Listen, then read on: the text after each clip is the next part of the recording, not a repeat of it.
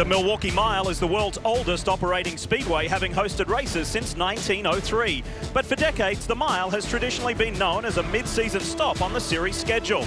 Today, it's round 16 of 18, the first of 3 consecutive weekends to determine the 2014 Verizon IndyCar champion. And although the mile appears simple as a flat oval, Milwaukee stands to have a major impact on the points race. Of the top 4 contenders, only Ryan Hunter-Reay has won at the mile. 3 times, in fact, and looks to rebound here from trouble in recent races. 2 weeks ago, Helio Castro-Neves surrendered his points lead at Mid-Ohio with an electrical issue before the race even started, and hopes to recharge at a track that's not been all that kind to him in the past. Penske teammate Will Power took over the points lead in Mid-Ohio and hopes to remain trouble-free in what could be the toughest test left on the road to his first championship. And if Simon Pagenaud is to stay in the hunt, he'll likely need his first podium finish on an oval to do so. The mile is one of IndyCar's shortest tracks, but could go a long way in determining the 2014 champion.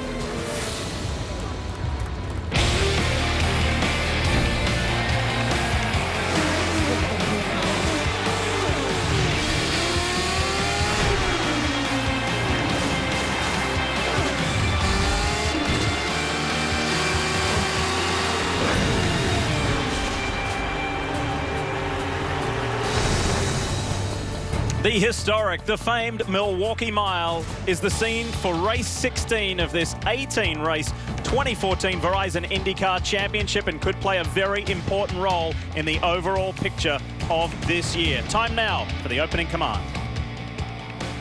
Milwaukee race fans, are you ready? It's time for those most famous words in all of sports. Please welcome the chairman of ABC Supply Company, Miss Diane Hendricks, as she gives the command. Drivers, start your engines.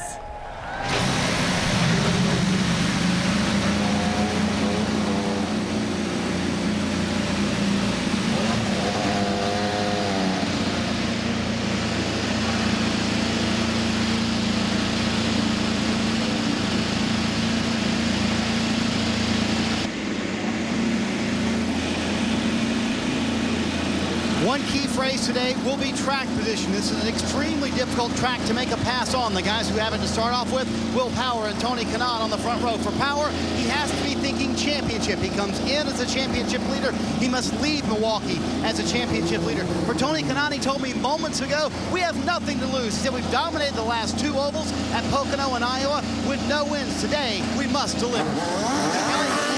We see an 11th today. Ryan Briscoe just pulling away is one of those that has a great opportunity, and what better place to do it? This is where he won his first IndyCar race back in 2008. He starts 4th and has a great car, Kelly. James Hinchcliffe just pulled off. He comes to Milwaukee off his first podium of the season in Mid-Ohio. He was quickest in each of the practice sessions. Missed it a bit on setup and qualifying. He'll start 13th, but he has the highest average finish of all active drivers here, and he's still confident for his chances today. Robin? Ryan Hunter-Reay's got 3 wins, 2 seconds, 4 DNFs, a couple brain fades, a couple fabulous drives. What he needs today, get to the front and stay there. No mistakes in the pits, and I think he can do it. He's won here 2 years in a row. If he's going to get back in this championship lead, he's got to win this race. And Robin, we were all pretty stunned yesterday at the expression on Ryan Hunter-Reay's face post-qualifying run. He was devastated that it turned out the way it did, and he ended up qualifying 19th. That is where he will start today. Our regular reminder about not missing out on a chance to get in on Honda's fastest seat in sports sweepstakes by logging on to shophonda.com. Our lucky winner today is an IndyCar superfan, Bruce Brown from Arvada, Colorado. Bruce, congratulations, and how is it? I love it. Awesome. This will give you a memory for a lifetime, and by logging on to shophonda.com, Bruce won that opportunity to start today's race with, of course, Indy 500 hero Arie Luyendyk. Bruce, thank you for your participation, and we urge you folks, you got 2 more times to do that at Sonoma and, of course, Auto Club Speedway in Fontana. All right, as that 2-seater ride comes to an end and the field is getting ready to start, let's show you the Mother's Polish starting grid, and Will Power now with a career-high 35 pole positions. Quite amazing. But look who is in the background. Montoya, Briscoe, 2 guys who have won here before. And Townsend, this is a track where at other tracks guys say, yeah, I'm not phased, or this is a favorite. This track gets everybody's attention because of the complexity and the difficulty. It demands tremendous respect because the track is so wide and the banking is essentially none. But we're 2x2 ready to go green, Lee. Will Power on the front row. Tony Kanaan on the outside. It was close in qualifying, but Power, surprisingly, he admitted that himself. I didn't expect to be on pole, but he is. It's the ABC Supply Wisconsin 250. Very straightforward. 250 laps to the Milwaukee Mile. Let's go! And Power got a great jump, but Takuma Sato checked up the back half of the field.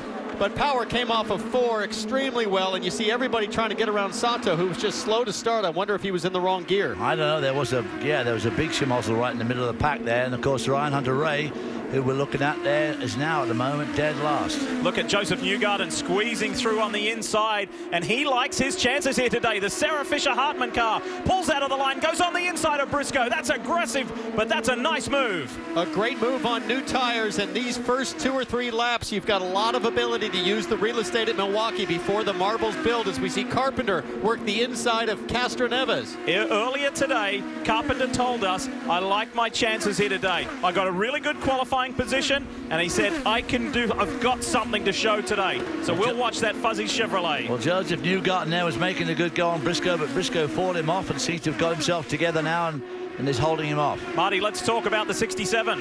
And since then, Joseph Newgarden has dropped back to the 5th position, but he told me before he climbed in the car, we're going to be aggressive early on. He said about 10 laps is all these tires have. You have to make a pass in those first 10 laps. He said, I promise, on the start, I'm going to be aggressive, and he was, Lee. Well, it looks like 10 laps, but, you know, here at the start, it might be 2 or 3 laps because they've already slotted into single file, and now's the time where you've got to get on your controls, your weight jacker, your anti-roll bars, and start adjusting your balance to be optimized in traffic. Let's go back and look at the start again and see if we can figure out what happened with Takuma Sato. That effectively split the field, didn't it? Where is the ABC Supply car? Oh, Sato almost spun. Got fully sideways and then caught it again. Yeah, and that's not the way your main race sponsor wants your lead car to behave here, but... Look to the right, yeah. Look to the right. Whoa, lifted right out of it. That was an incredible save. I'm not sure Sato would have saved that a few years ago. All that oval experience, being a longtime guy in the IndyCar series, really helped him out as Will Power is comfortably in front. And guys, it's not going to take long, especially with the difficulty on the start with Sato checking up the field. It won't take long for Power to catch the tail end of the group and start having to deal with lead lap traffic. All you hear these drivers talk about, David, is track position, and traffic. I was just going to say, traffic around here is the big challenge. And of course, being such a short oval, if you get left out on a string like this, too far back, somebody like Ryan Hunter-Reay could find himself a lap down early on, which is not what he wants at all. There is the DHL machine, and Hunter-Reay said, it's very simple for me today. He said, in those opening 2 cycles, Townsend, I've just got to stay on the lead lap. That's my first goal. And he'll be incredibly frustrated by that Sato bobble because you come to the line, you're not allowed to pass until you reach start finish, and that causes a huge pack up, and you don't get the benefit of going into turn 1 wide, going into turn 3 wide on the first lap to make up spots. Marty?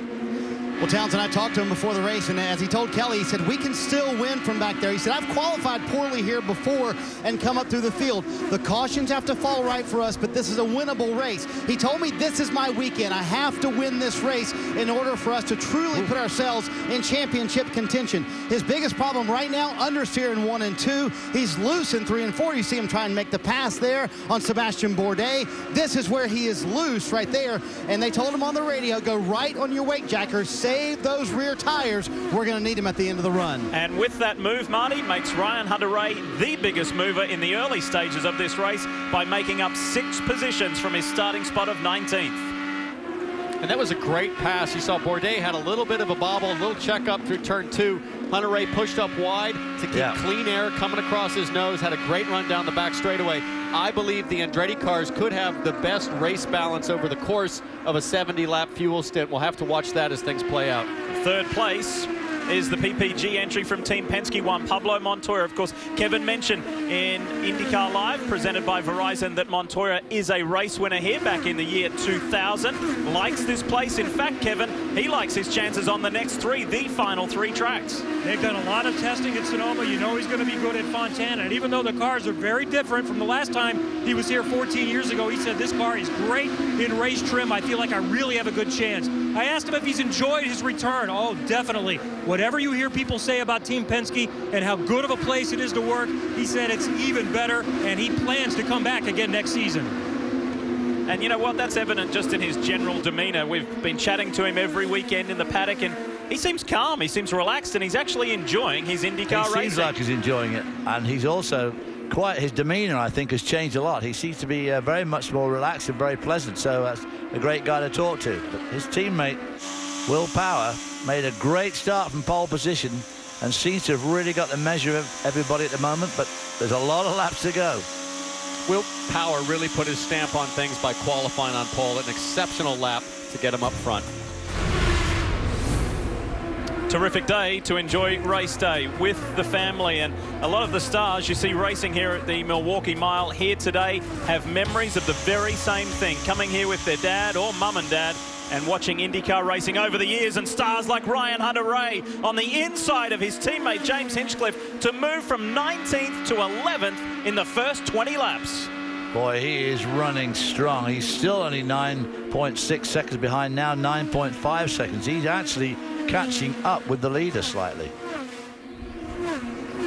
Hey guys, I thought it was supposed to be tough to pass at Milwaukee, right? Yeah. Ryan Hunter-Reay's making it look pretty easy. And the stats show he started 19th. But remember when Sato spun on lap 1, he fell back even further. So he is really charged through the field and doing it with a car that he said has picked up a tremendous push in the last couple of laps. That's very impressive what Ryan Hunter-Reay is doing, Lee. Well, look at Marty in comparison to his Andretti Autosport teammate Carlos Munoz, who started 20th, stays 20th. And I think what's impressive about Hunter-Reay is that he just passed Hinchcliffe, who was arguably the best driver in both practice sessions, also on old tires. And so for Hunter-Reay to be that strong right now, I think really bodes well. If he was fighting a little bit of understeer earlier, it certainly hasn't slowed him down. And that kind of balance, starting conservative with the front tire sliding, takes care of the rear tires, which will really factor in about another 15 to 20 laps.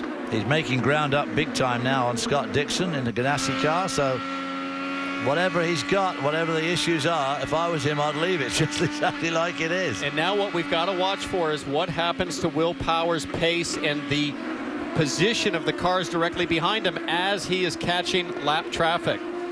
Here is the United Fiber and Data car, James Hinchcliffe. You heard Townsend mention he was the fastest in both practice sessions yesterday. That is true, but this is how the second practice session finished. A big collision, and Hinch said it didn't injure him at all. And Townsend, you pointed it out straight away. You said, I think that second downshift was a little quicker than what he was normally doing. He rushed the downshift from 6th to 4th. He grabbed both gears essentially in rapid sequence. And the second shift from 5th to 4th locked up the rear end, turned him backwards. It really caught him off guard. And even after being fastest in both those practice, he struggled a little bit on qualifying, but he said the car is mechanically 100% sound. I asked James Hinchcliffe, who still hasn't announced his deal for 2015 yet, if he was feeling any pressure in these last 3 races to really prove himself, and he said not at all. He said his #1 goal is to remain with the Andretti Autosport team, and he said, I think everyone here knows how hard I've worked, knows how much effort I've put in, so really, they're the only people I need to impress, and I think I've already done it. The pursuit of a champion.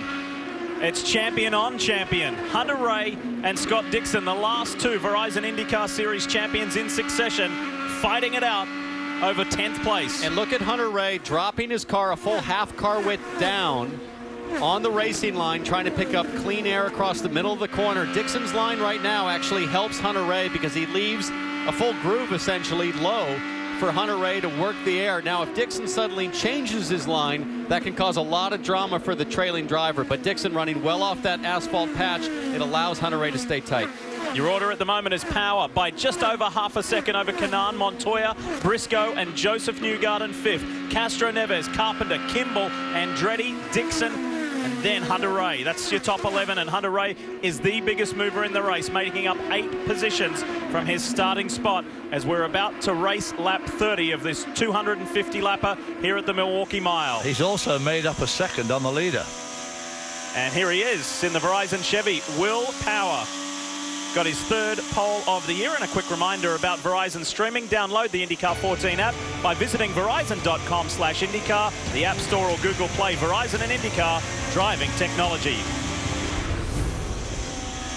Quick reminder that Thursday at 10 Eastern, Meekum Dealmakers is here on NBCSN as Dana Meekum and his army of car aficionados wheel and deal to move vintage rides, where you can learn the art of the deal with Meekum Dealmakers Thursday at 10 Eastern on NBCSN. Townsend, you were at Meekum in Monterey earlier this week. Did you have a good time, and what did you get up to? I thoroughly enjoyed it. My first time live at a Meekum auction, and it's addictive. You find yourself reaching for that wallet pretty quick and wanting to make some moves on some of the great stuff that comes across the auction block there. But speaking of making moves, right now you've got a very frustrated Juan Pablo Montoya trying to get around the lap car of Sebastian Saavedra, and he goes to the inside there. And this is what's the tough part at Milwaukee, is Saavedra's out there struggling. He's just hanging on, and the leaders have a very difficult time getting through because of the turbulence. David, every racing car driver is decisive, but how difficult is it at a track like this where the passing is, even though we've seen Ryan Hunter-Reay make up 8 positions, it is a little bit extra challenging. Well, it's very hard to be decisive when you have these long 180-degree corners with no banking to help you. You've got full downforce, so the car is very upset by the car in front, makes a big hole in the air, so passing at places like this is difficult, even with cars that are significantly slower than you. Chip Ganassi's Novo Nordisk entry of Charlie Kimball, last year's Mid-Ohio race winner, has a very special guest in their camp this weekend, and Kelly has more on that. None other than NBA Hall of Famer Dominique Wilkins, who not only has a Hall of Fame career in basketball. Shortly after you retired, you were diagnosed with type 2 diabetes. We all know that Charlie Kimball, of course, lives with diabetes himself. What do you think about the effort he puts in to continue his career with the illness?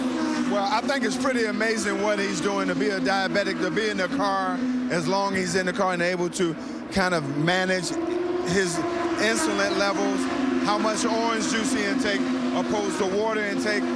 He's an amazing driver, an amazing person. We become friends over the time we've been together, working with Novo Nordisk. It's just been a wonderful relationship, and I'm here to support him and help him hopefully win this race. Right, it's his second time here at an IndyCar race. He certainly enjoys motorsports. Thank you so much, Dominic. Thank you. I thought those carrots Kelly had eaten the other night made her grow up. This is why I don't cover basketball. Yesterday in our production meeting, when Kelly found out she'd be speaking to Dominic Wilkins, she said, oh, well, that's going to look interesting, isn't it? I'm going to be reaching up. A little bit of help. Great to have him here, and I know the whole Ganassi squad was really thrilled to have Dominic here, and his interest. Allegedly, he is a huge race fan. Well, it's great to get those athletes out here, and I think they really can appreciate the physicality that IndyCar drivers deal with week in and week out, especially in the temperature, high G loads. And guys, we've been running green this whole time, but keep in mind, I'm looking at lap times. We are 20 miles an hour slower than qualifying right now. Will Power's last lap at 1:49, and I promise you, if you're Simon Pagenaud right now, that minimum speed in the corner feels so slow. So, racing lap 42. Green flag the whole way. We almost had a caution right at the beginning with the AJ Foyt entry of Takuma Sato in the ABC supply car getting sideways, coming to the green. He caught it very quickly and then got on with it. Biggest move of the race is Ryan Hunter-Reay 8th. Race leader every single lap has been Will Power. He has led all 43 now here at the Milwaukee Mile. And a pretty interesting story unfolding behind. And Townsend, the strategists, the engineers, some say 60, some say 65, and at the outer limits, you might be able to get 70 laps out of a run. We'll see. Well, what happens here that's different than a road course is as the pace slows down, and you can really see it here with the throttle trace on Simon Pagenaud, as the pace slows down and you're off throttle for long periods of time, your fuel mileage goes up dramatically. So if we continue to run under green here, I wouldn't be surprised to see a stint go out to 70 laps. The question is, can the guys hang on that long as the tire wear becomes, almost impossible in terms of grip at the rear? Tell us more, Kev. Looking.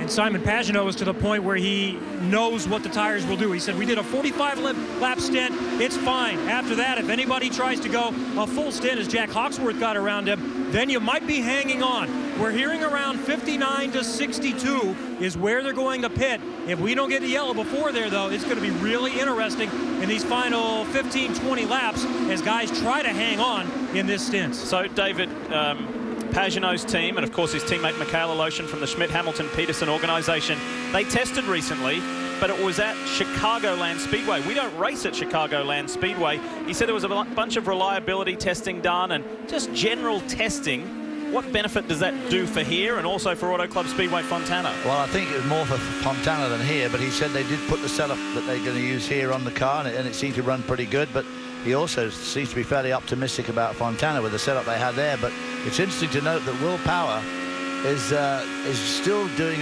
he's dropping off speed, but Hunter Ray, who had done such a great job up, he was only 8 seconds behind. Now he's 12.5. So Hunter Ray's car seems to be suffering the most.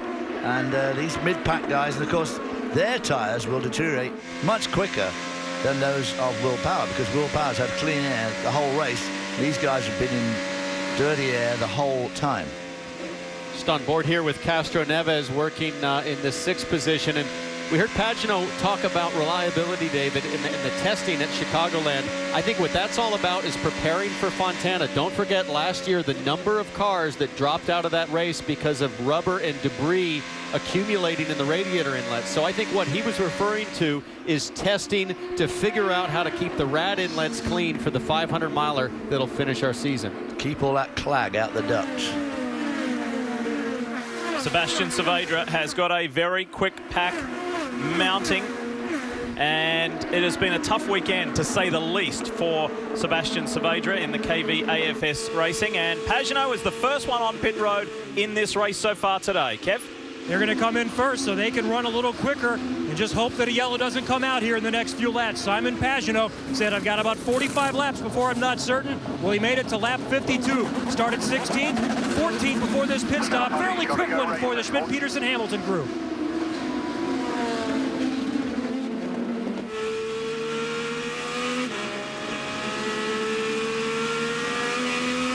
All clear. Go get him.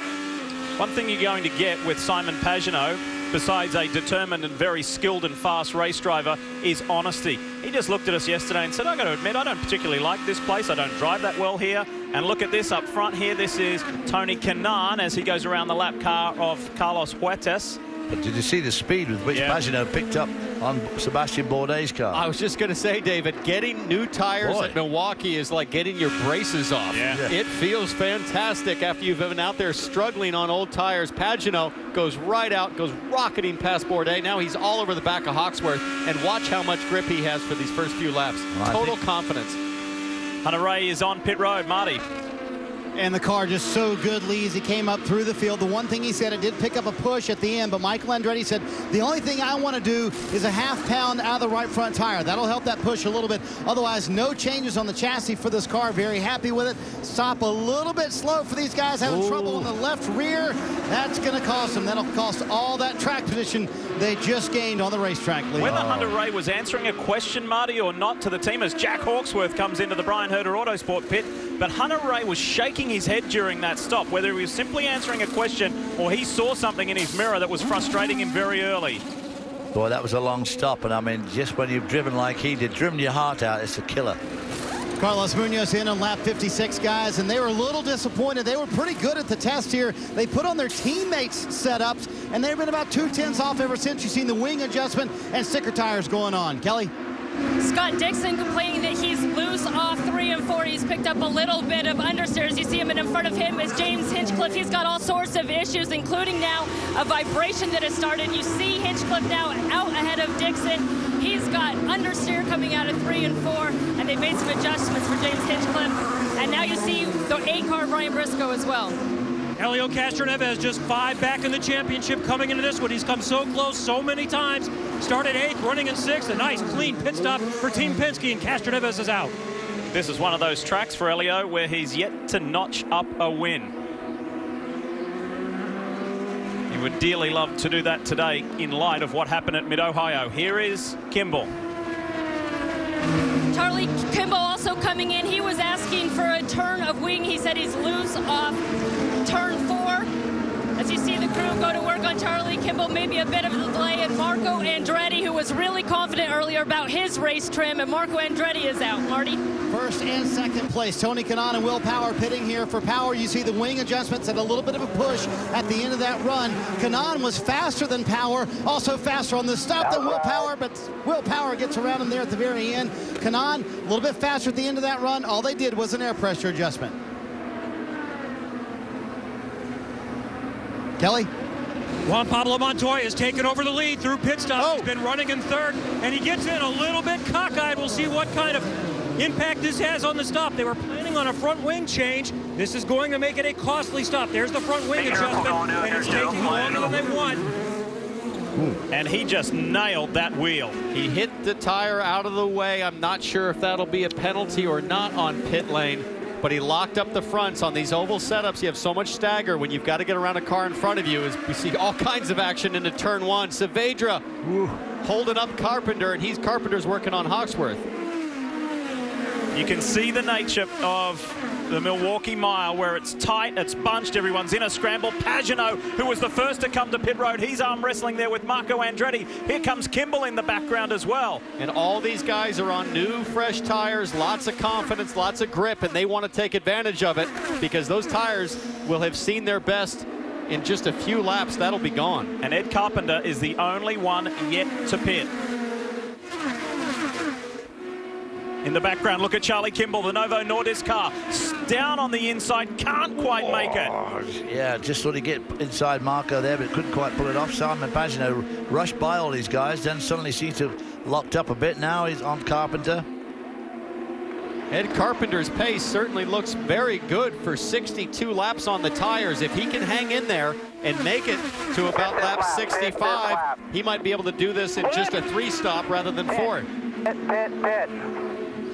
Well, there goes that theory. Whoa. Kimball almost into the back of the fuzzy Chevrolet. That was tight. That was pretty close. Kelly. We see Ed Carpenter pull into his pit stall. He's been the center of a lot of big news this weekend. He said it's getting windy off turn 4, and he had a bit of understeer. They said they were going to put some wing in it. A smooth, clean stop for Ed Carpenter. And the big news that Kelly refers to is there is an amalgamation, a merger of two teams. The Fuzzies Ed Carpenter Racing Organization and Sarah Fisher Hartman Racing. It will be known as CFH Racing. As we look at the pack, here they come. Will Power, who leads this race as he's trying to work his way through traffic, and that's Justin Wilson immediately ahead. Look at Kanaan. Here comes TK. Look at the red and white car on the inside and gets Power. Nice move down the inside. Oh, and Will's got to make a smart decision here. He's trying to force the issue up the outside. He gets a toe off of Wilson, and he's back, and he's making a move on Wilson now to put him a lap down. Is this a championship drive that we're watching right now? Is Will Power a changed man? It's the third time in his career that he has led the championship with 3 to go. He might not have a choice. Look at Kanaan, same corner, and Power responds. This is a carbon copy of the lap before. I tell you what, Kanaan is so quick in, but then loses power and momentum halfway through, and Power keeps it wide and high. And then you've got Justin Wilson desperately trying to stay on the lead lap, so if he gets a yellow, he'll pack right back up. I think Will Power's got to be smart here. Tony Kanaan, not a big threat for the championship, only wants to win today. And Power has to protect the equipment. Kanaan in his first year for Target Chip Ganassi Racing, taking over the ride from his dear friend, the now retired Dario Franchitti. It's been a huge year. It began in disappointing fashion, but the second half has been very rewarding for Tony Kanaan. He's won here at the mile before. He'd dearly love to do it again. He's currently on that win-less in 2014 list. What a drive from these two men. That was very entertaining. It seems to have calmed down, but just for the moment. Great to have you with us today for round 16 of the 18-round Verizon IndyCar Series. This is the ABC Supply Wisconsin 250. Lee Diffie, David Hobbs, Townsend Bell, Marty Snyder, Kevin Lee, and Kelly Stavis and Robin Miller with you here in Wisconsin. Let's show you a couple of laps ago this dice for the lead between Will Power, Tony Kanaan. This was fantastic. Kanaan comes off at turn 2, gets a nice pop to the inside. And you see Will Power just takes advantage of the fact that Kanon's in dirty air with Wilson right in front of him, has to pedal a little bit, and Will Power says, no, sir, I'm going to come back on you hard around the high side. Boy, he that did that once, not but twice. That was a tough go from Will Power to do that. That was terrific driving. Went high, stayed in that clean air, and pulled it off. So his car obviously is handling extremely well. We need to revisit a story that involves one Pablo Montoya and Team Penske and his first stop of this race. Incidentally, he's lost third place to Ryan Briscoe in the NTT Data car. Let's show you the replay of what happened in that pit box. And we understand from race control, it is just a warning, no penalty for hitting this wheel. You know, I don't quite understand, Lee. We were talking about at the break the rationale behind a warning. Hitting pit equipment is pretty much a black and white situation. You either hit it or you don't. It's not a subjective call like blocking or incidental contact, things like that. So, you know, maybe I'm not quite sure how they rationalize that, but lucky break for Montoya just to have the slow stop. So the order, the revised order after that first round of stops, it's all cycled through and settled down. It's Power by 0.6 of a second over Kanan. Briscoe is running third. He's been battling illness this week. He told me this morning, today, appropriately on race day, he feels the best he has felt all week and likes his chances here. Ricky Davis, his crew chief, said, you know what? We've been building momentum. We don't want this season to end because we're just hitting our straps now. Ryan Briscoe, of course, won this race back in 2008, backed it up with a run-up finish in 09. He felt good after that fourth-place qualifying. He said he thinks this is the most difficult oval the series go to. He called it a tough little track, but he also compared it to Indy. He said, hey, when the car is good, it's the most fun you'll ever have, but when it's bad, it's awful. It looks to be pretty good right now for Ryan Briscoe. Some other big news on that first pit stop cycle is Ryan Hunter-Reay, the three-time winner at the Milwaukee Mile. Watch for the yellow DHL machine. And of course, Andretti Autosport announced today that this driver, this sponsor, will continue with Andretti Autosport. That's great news for the team. It's huge for the championship. And I think it's a great validation for IndyCar that a partner that started as a small company, DHL, with Andretti, grew to a primary. They won the Indy 500, and they're committed long-term to IndyCar racing. Great news for the whole team. And guys, the fact that they've signed through 2017, further good news. As you mentioned, Townsend, a long-term deal. And despite that bad pit stop where they dropped the lug nut on the left rear, they are still tearing through the field. Ryan Hunter-Reay up to 6th right now, and the fastest car on the track many of these laps. Where they felt like they were the strongest was the middle part of that run. He starts to pick up a push. They made an air pressure adjustment trying to get rid of that push on that first run, but no doubt he has one of the best cars. Now the question, Lee, can he get the track position to put himself in a position to win this race? We'll keep an eye on RHR, but we also have to sing the praises of the young rookie Jack Hawksworth for Brian Herter Autosport. It's been a mixed season. As we said in the qualifying show yesterday, it's been a very valuable season from a learning standpoint, the highs and lows. He's had 4 top 10s, and here he is, the 23-year-old Brit in the charter entry for Brian Herter Autosport. He runs in the 10th position and has made up 7 spots. And, you know, you Aussies, Lee, refer to Aussie grit all the time, but this is Hawk grit. You got to remember, this guy's had 2 big oval crashes, one at Indianapolis, one at Pocono. And to come to a track like Milwaukee, which demands high-speed commitment in the corners, I'm thoroughly impressed that he's put those previous incidents aside and just buckled down and gone for it. Well, what was funny was a little earlier today when he looked at you and he said, you've won here, haven't you? And you said, yeah. And he said, you got any tips for me? And I talked to him about going big on the start. And he seemed to be listening intently about how clean the line is. We see Huertas with some issues on the back straight, but Hawksworth's done a great job. They need a strong finish to this season. And it looks like Huertas is either slow or just maybe some sort of mechanical difficulty. They've been struggling all weekend, and he stays out, opts not to go for pit lane. Robin, tell us more about Hawksworth. Well, you got to remember this, Lee. Think about this. His dad sold his car to buy him an airplane ticket to come over here and take a test. His manager paid for his insurance policy, so he tested with Ryan Herter to win the ride. Jack lives in a little apartment on the west side, actually a hotel room on the west side of Indy with a mattress and 1 light and his computer. You talk about guys that are all in, that want to do this thing for a living and are serious about their racing. I just think it's kind of cool. His dad finally got to go to Mid-Ohio and see him race for the first time in person. His manager, just everything. The whole deal is, it's one of those old-fashioned stories where guys really are putting everything together to try and make this kid a professional driver. Well, in this day and age, that's pretty unusual because, you know, most kids come into this racing scene nowadays with a bit of a silver spoon in their mouth. for Jack Hawksworth. He's doing it the old-fashioned way like Graham Hill and Nigel Mansell did. Power, Will Power, at the front of this Verizon IndyCar field. He leads by just half a second over Tony Kanaan. Next Sunday, Sunday Night Football will be in Arizona as Larry Fitzgerald and the Cardinals host A.J. Green and the Bengals from the side of Super Bowl 49. It's Sunday Night Football next Sunday at 8 Eastern, only on NBC. It all leads up to NFL kickoff September 4th, only on NBC. As we welcome you back to the Milwaukee Mile, James Hinchcliffe, Scott Dixon on screen. They run 8th and 9th respectively. Dixon, of course, one of the 6 winners here at the Milwaukee Mile in this field today. We need to update you. You may have seen it while we're away that Ryan Hunter-Reay has now made up 14 positions to sit in the top 5 after he got by Joseph Newgarden. He and Castro Neves have been having a good fight, and Hinchcliffe is not too far back as well. And here's a snapshot of the biggest movers. Pretty impressive. Really is. I mean, think 14 spots, and no surprise that 2 of your biggest movers are Andretti cars. Again, I think they've got an excellent balance set up for the race today. As we slide on back to Elio, and I think, Kevin, you've got some more information.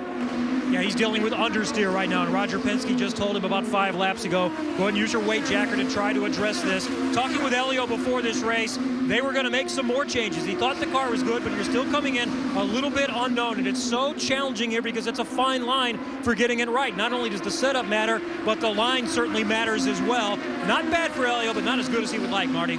Kevin, just in front of him is Joseph Newgarden. This is the worst. He's run all day long in 6th position. Very impressive run for this young man. I talked to Sarah Fisher about the merger between Sarah Fisher Hartman Racing and Ed Carpenter Racing that we've talked about a few times in the show.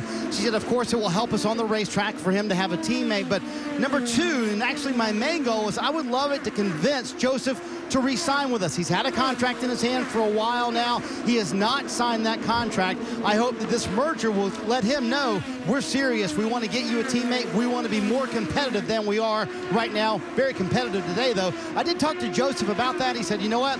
I'm going to make no decision before the end of the season. Right now, I'm just worried about racing, Lee. David, sometimes I cringe when I hear a young driver say, yeah, I'm going to hold out. I'm not ready to sign an agreement that's in front of you. Those don't come along very often, do they? No, they don't. I never held out for more than about 15 seconds. Somebody said I'll give you 500. Okay, that will do. Perfect, thank you very much. So as we race lap 99, Will Power has led 94 of those. It's been an amazing day for this man's teammate as we ride aboard with Castro Neves, and there could be a dramatic point swing here if positions stay as they are as we now notch up 100 laps caution-free here at the Milwaukee Mile. Points would look like that, from 5 points to 32 in favor of Power over his Team Penske teammate, and then Ryan Hunter-Reay and Pagenaud. And Lee, I look at this number, 100 points. That's the points up for grab at our season ender Fontana. It's a double points paying position, and I think one of the reasons we see Will Power contesting so hard today is he wants to go into Fontana with a 100-point lead if he can. Yeah, with a cushion. So that at a track where anything's possible, he's got a cushion. I don't know if he can come up with that much of a gap, but he's doing a great job to that end today.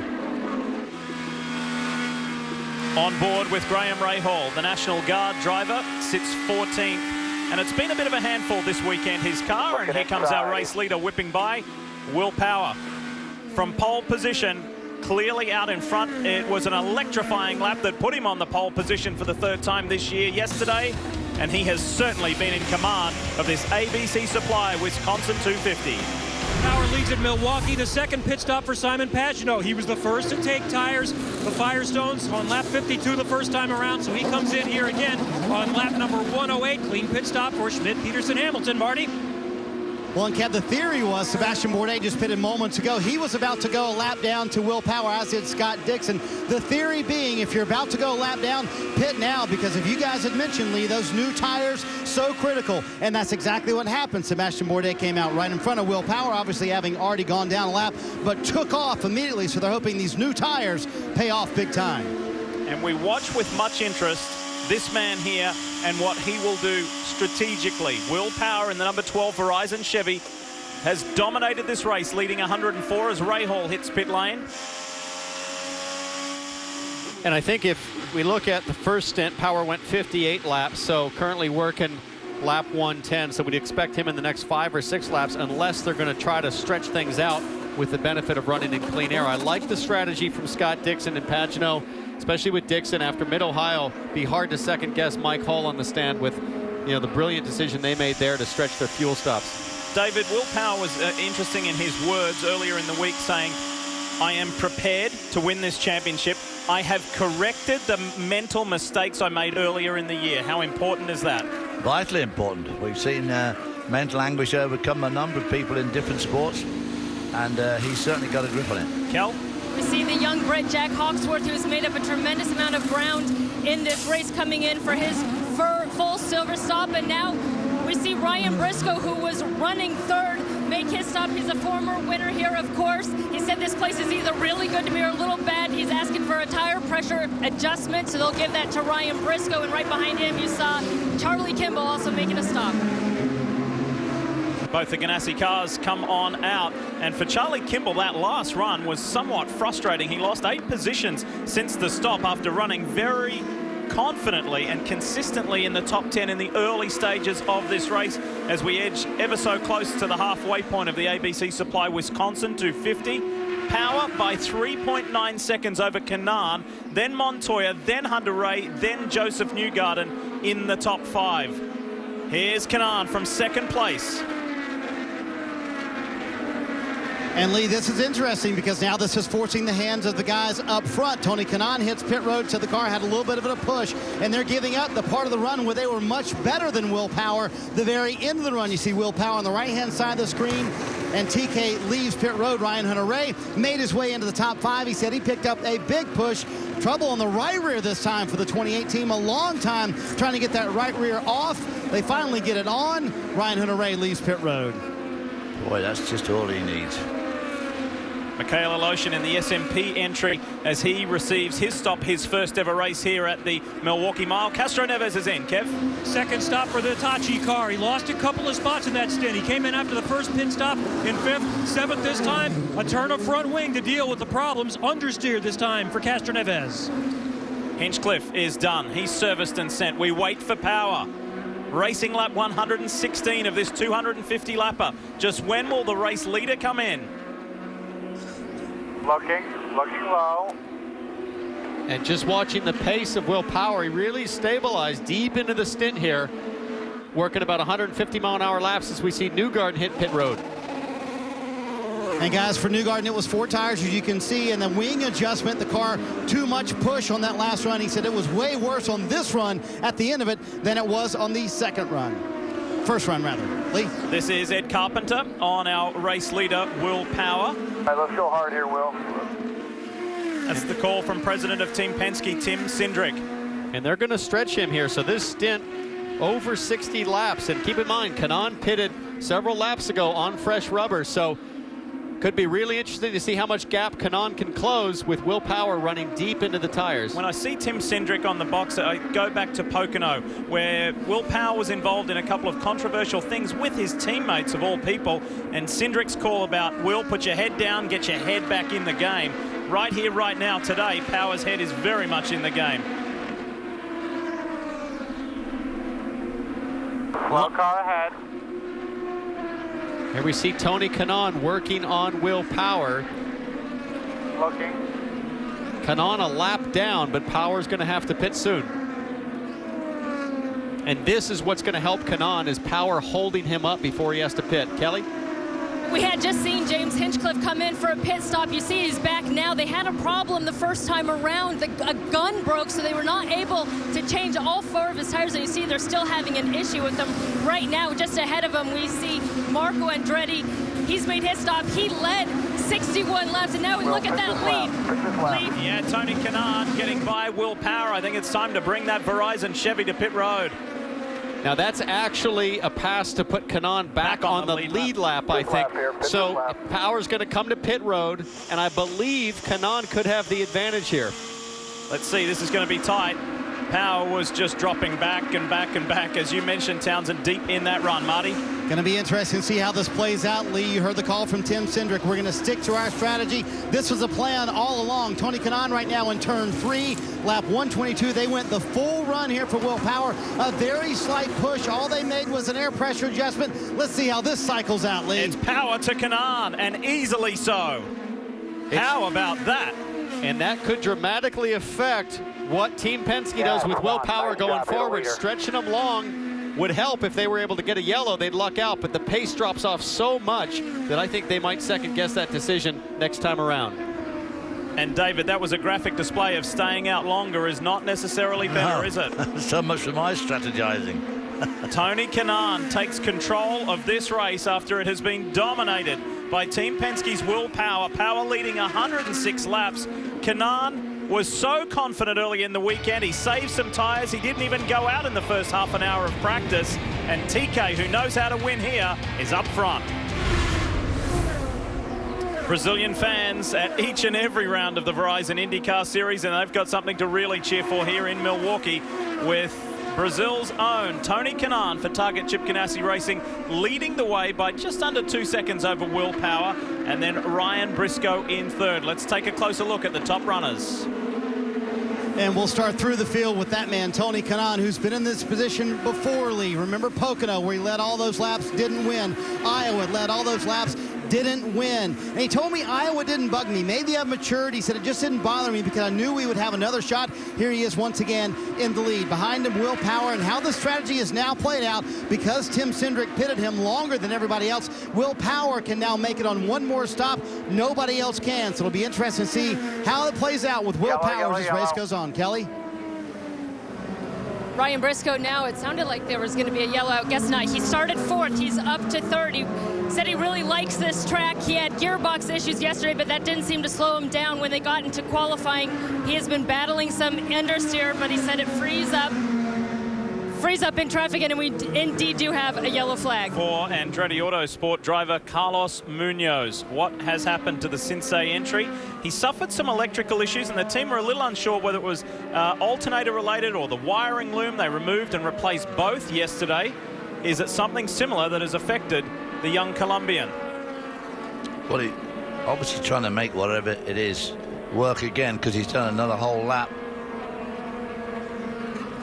before coming in. So hey fellas, I think when he comes around you'll see the right rear. He did hit the wall with the right rear, and that's what happened. That's why he's limping around the racetrack, Lee. And here we go. We've got a replay for you. This will decipher what happened. Townsend, talk us through. Whoa, that's very simple. Well, just high offline, and you know, later in the race where we are with all this green flag running, the clag, David, if you will, does build up, and as Munoz got a little bit offline, you're up in that gray and the marbles. There's just no way to recover the car at that point. He washed straight up into the fence, and that right rear's toe link at a minimum is going to be bent, if not more. Yeah, it looks like it that way. The wheel angle looks like it's bent something.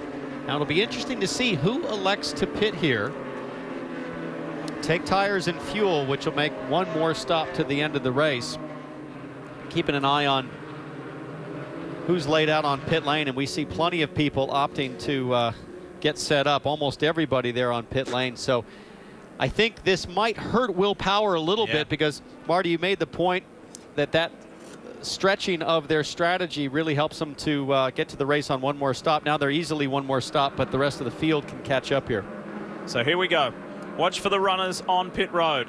Who comes, who does not? Well, Montoya is in. Kanaan is in, Briscoe's in, Dixon, Bourdais, Hunter Ray, Castro Neves, Pagenaud. Look at the action on pit lane. Here's Briscoe. And he was asking for a tire pressure adjustment. He came in from the third position, and now we see Tony Kanaan. You see him leaving pit road, Kelly, from the second position. He leaves pit road. All they did was a short fill. They didn't change tires for Tony Kanaan. And Will Power, some others guys stayed out, so this is going to be very interesting as things get mixed up here on pit road. Well, I think one of the things that really helped was Tony Kanaan, that so many people did come to pit road. There's a lot less cars he needs to pass on the restart to get back close to Power. And here he is, Will Power, who elected not to pit under this first full course yellow here at the Milwaukee Mile. We'll go racing when we come back. Stay with us. IndyCars on NBCSN. Great view from high above, isn't it? The Milwaukee Mile, been racing here since 1903. Boy, has it seen some fantastic racing, and with thanks to Andretti Sports Marketing for reviving the Milwaukee race and the Milwaukee Indy Fest. And we've got to thank Honda as well, and remind you that you can be a part of Honda's fastest seat in sports sweepstakes by simply going to shophonda.com and sign up. You can enter for your chance to lead the start of a Verizon IndyCar Series race. And most important thing is no purchase is necessary. Just get involved and participate. So we're coming to the close of our first full course yellow. But before we do, let's hear from Marty and Carlos Munoz, who caused this first yellow. He's out of it, Lee. What happened, Carlos? No, just, having tough laps there, just hanging on there. I just lost the entry, and I went to the marbles, and once you are in the marbles, it's impossible to go back, and I just hit the wall. It's a shame. The truth is we haven't been this weekend in the front, now to think about next week's Sonoma. Race to forget, and to learn from this and learn from everything for next year. Kevin, I talked to him a moment ago. He said, just a rough day all the way around. We weren't very fast from the start. Marty, I found somebody who's a racer of a different kind and is admiring what these guys are doing. This is Matt Antoine, who is from Wisconsin, who won the bronze in skeleton at the Olympics. Lee called some of his work back in Sochi this winter. This is not a publicity tour. You are an IndyCar fan. Absolutely. I've loved racing my entire life, and it's just fantastic to be here, see everything that goes into it, watch the team at work.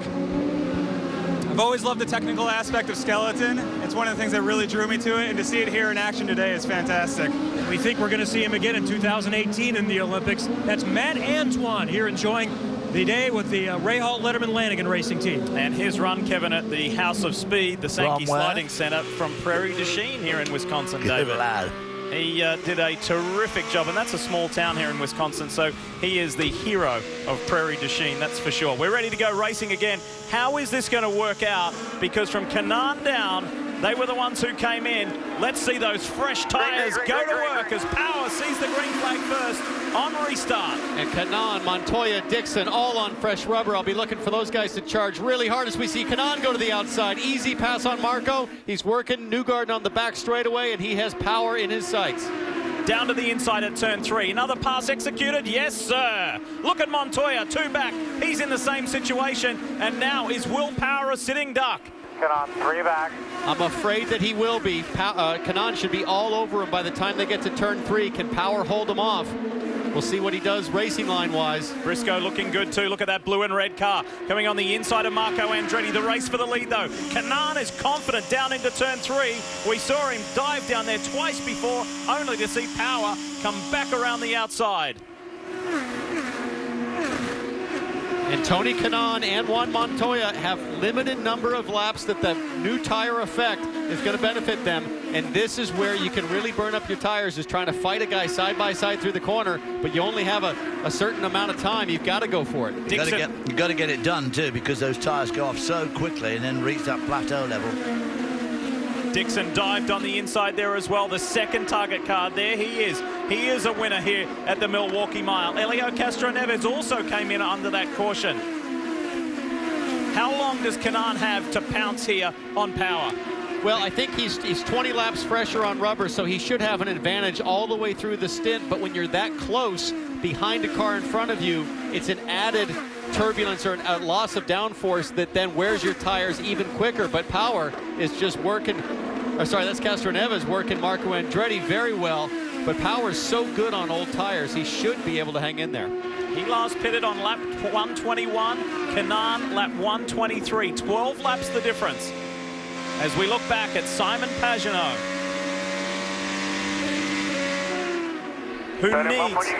who really needs a good points finish here to stay in contention. Let's talk more about Castroneves. Here's Kevin. That yellow came at a really good time for Castroneves. Elio was asking just a couple of laps before it, we need to think about tires soon. We really may not be able to make it this entire stint. He comes in, fresh tires. Elio's hanging in there right now, trying to get around Marco Andretti, who's on the older tires. Marty? Well, Kevin, for Joseph Newgarden, talked to Sarah Fisher moments ago, and she told me we're going to try and make it on one more stop. Remember, Montoya just passed him. They stopped at lap 115. That's the last time they stopped. They're going to need caution laps, but they're going to try it on one more stop for Joseph Newgarden. That's going to take a little bit of lady luck, I think, or else a very aggressive fuel save strategy. Now, as the pace slows down, you do get better mileage, but that would be a 67, 68 lap stint double to finish the race, and that's an awfully long way to go. You know who that caution worked out for another driver very well? It was Scott Dixon, who pitted on lap 103, and he was out there for 30 laps. That caution came out. He joined that group as well. So it was good for the defending series champion. Getting close to 100 laps left here at the Milwaukee Mile. Nothing between Power and Kanaan at the front. A few tenths of a second. On the right-hand side of your screen is Dixon chasing down his Ganassi teammate Ryan Briscoe. And Briscoe seems to have come into a bit of a brick wall with Joseph Newgarden. Here we see the two lead cars, Power and Kanaan. Kanaan failed to really grasp the opportunity, I think. And he's going to find himself now where his tires are not a lot better than Will Power's. And if you're Will Power, what you're trying to do here is be difficult to follow. And by that I mean you're going to look in your mirrors and figure out where Kanaan's trying to work the clean air, and maybe the next lap you take that away, you surprise him, you keep him guessing on where you might place your car in the corner, knowing you've got that big rear wing and the turbulent effect that causes for the trailing car.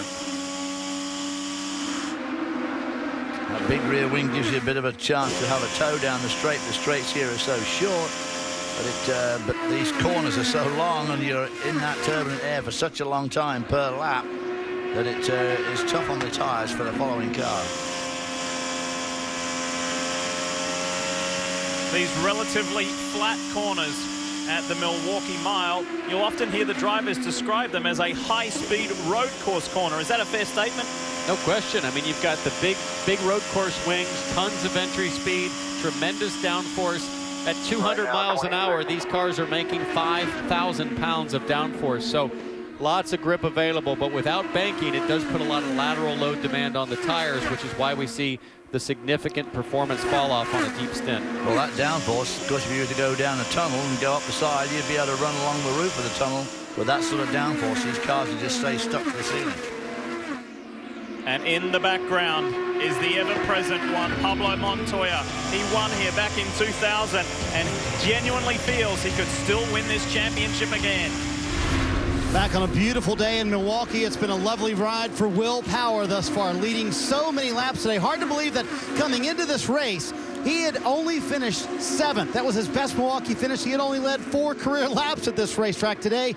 Dominant car for Will Power, able to hold on the lead for much of this race. Behind him, Tony Kanaan, who has now picked up understeer on this lap, or the last couple of laps. He told a story about trying to get good at ovals when he first came to the U.S. He said, Steve Horn brought me in, made me test so many 1-mile ovals.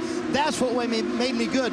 First of my IndyCar career, I was the worst at the short ovals. Kevin? Let's watch Juan Pablo Montoya there. He's coming. He's faster than the 2 in front of him who are on older tires at this point. And Montoya said, I'm going to save a little bit of fuel in this stint so we can have a shorter final stop, Marty.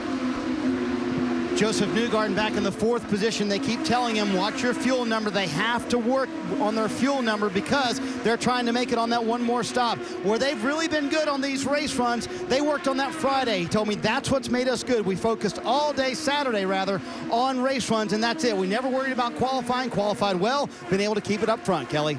Just behind Newgarden is Ryan Briscoe. He's running 5th. He told me that he feels like he's really coming off some good momentum and promise for the rest of the season following his 8th place performance at Mid-Ohio. He said, I truly believe we're knocking on the door of a big break, and hopefully it'll come here at Milwaukee. Again, he's running 5th. Behind him, Scott Dixon. Talk about momentum. Remember, he got his first win of the season at Mid-Ohio, going from last to first. He looks to build on that as he tries to fight his way and defend this championship for Scott Dixon. Behind Scott Dixon, we see Marco Andretti. He has 2 poles here, but his best finish is 5th. And even after leading 61 laps last year, he told me he has a completely different approach this year. Instead of focusing on their qualifying trim, he focused solely on race trim. And he said he thought he would be really good in traffic. Kevin? Elio Castroneves there in the number 3 Hitachi car, runs in the 8th position. He came in 2nd in the championship. It's a real conundrum, he said, for the championship leaders. He used a different word. But you don't think you can play it safe, but you still have to push. You got to stay out of trouble, but you cannot hit the wall. Stay aggressive, but stay clean. Very simple. And Simon Pagenaud running in 9th. As the points run now, Pagenaud has moved ahead of Ryan Hunter-Reay, and he's running 3rd in the championship. Not bad so far at a track that would not be his best. He just wants to be within range when they get to Fontana, Kelly. Remember, Ed Carpenter stayed out the longest before that first round of pit stops, and he didn't seem too pleased about it after that, saying on the radio, I don't know how staying out that long was any good for us. We need to get our lap back. They've done it. Maybe strategy will work in his favor. He said he wants to go out with a big performance for Ed Carpenter Racing in these last 3 races before he goes to that newly formed team. You know, Kelly, I wonder how many cars Ryan Hunter-Reay has passed today. Started 19th, worked his way all the way up to the top 5, but they have had 3 bad pit stops. This last bad pit stop dropped him all the way back to 13th. Once again, trying to work his way back through the field. He's had one of the best cars here in Milwaukee all day long. Currently, though, running 11th. Kevin. Marty McCallum may be running in 12th. There we see him in the number 7 car going around Ryan Hunter-Reay, and there's trouble with Hunter-Reay, Lee. The man who was the biggest mover early in the race and still at this stage is no more. The 2-time and defending winner, the 3-time winner here at Milwaukee, is out of this race. Yeah, the car gave a big twitch going down the front straight there, and he said broken suspension. Remember, right at the top of the broadcast, we said for some, this could be a make or break day, Marty. And remember what he told me, Lee, we have to win this race if we're going to be legitimate championship contenders. And he had no indication anything was wrong. Cruising along fine. Again, he had fallen back to 13th after that last bad pit stop. And then he moved up to 11th. Remember, he had the broken suspension at Pocono, too. No, didn't make contact. I believe it's the left rear. And you hear him saying it might be the left rear, but all he did was, you saw him wiggling on the front stretch as we were going through the field, and then he said broken suspension. This will be twice this has happened to the 2018 this year, Lee. It has been extraordinary what he's had to endure in a year that he'll remember forever for winning the Indianapolis 500. The upsides have been heady, but the downsides have been just gut-wrenching. And a really uncommon failure these days in IndyCar racing. It's something we used to see a lot more of when teams were allowed to source independent contract manufacturing for their suspension arms. So the fact that Hunter-Reay's been hit with the same issue twice in a single season is really bad luck. Out of the race as far as for a win. Is he out of the championship? How big will this day hurt the 2012 Verizon IndyCar Series champion? Let's take a look at this. Coming out of turn 4. Whoa! And he's in a straight line, and all of a sudden the thing's starting to fishtail on him. It's like driving a forklift all of a sudden. And he, at this point, is just trying to keep it off the wall and see if he can get to the low line. No yellow flag. And I'll tell you what, this is the hardest part. You got to cross the racing line while guys are coming at speed and just try to stay out of the way.